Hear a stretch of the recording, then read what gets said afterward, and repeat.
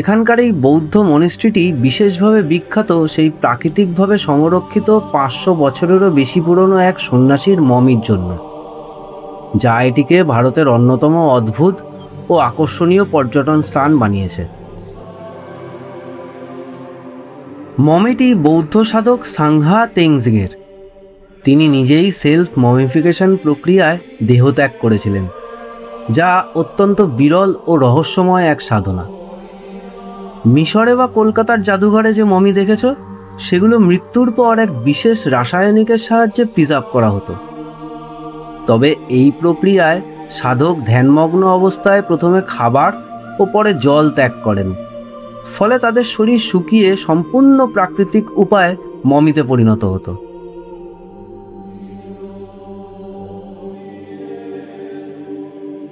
উনিশশো ৭৫ সালের ভূমিকম্পের পর এই মমিটি আবিষ্কৃত হয়। অবাক করার বিষয়, এত বছরে মমিটির চুল, দাঁত, নখ ও শরীরের গঠন বেশ ভালোভাবেই অক্ষত আছে।